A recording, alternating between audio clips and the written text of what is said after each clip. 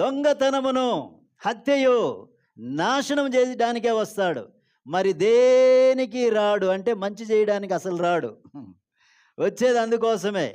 ఈ దొంగతనం ఏం దొంగతనం చేస్తాడు? ఈ దొంగ వచ్చేది నీ సమాధానాన్ని దొంగిలించడానికి, నీ సంతోషమును దొంగిలించడానికి, నీ ఆరోగ్యమును దొంగిలించడానికి, నీ ఆత్మీయ స్థితిని పాడు చేయడానికి, దొంగిలించడానికి. ఈ దొంగ వచ్చేది దొంగిలించడానికి వస్తాడు, తీసుకుపోవడానికే వస్తాడు. యేసయ్య ఎందుకు వస్తాడు? యేసయ్య ఎందుకు వస్తాడు?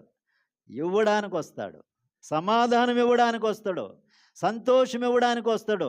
ఏమండి, మనకు రక్షణ ఇవ్వడానికి వస్తాడు ఆయన మన దగ్గరికి. ఏమండి, మనకు ఆరోగ్యం ఇవ్వడానికి వస్తాడు ఆయన. దేవునికి స్తోత్రం, హల్లెలూయా. ఆయన ఇచ్చేవాడు, వీడు దొంగలిచ్చి తీసుకుపోయేవాడు.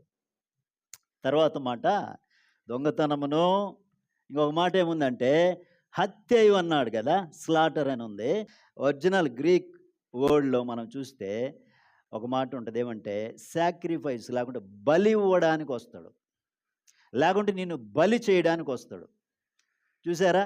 ఎందుకు సాతానుడు వస్తాడంటే, నీ దగ్గరికి ఎందుకు వస్తాడంటే, నిన్నెందుకు అట్రాక్ట్ చేయాలని చూస్తాడంటే, ఏమైనా చూపించి నీ జీవితాన్ని బలి చేయడానికి. సాతానుడు నీ జీవితం బలి అయిపోవాలని, నేను బలి చేయడానికి, బలి ఇవ్వడానికి వస్తాడు. కానీ యేసు ప్రభులు వారు ఎందుకు వచ్చారంటే, తాను బలై మనల్ని బ్రతికించడానికి. హల్లెలూయా.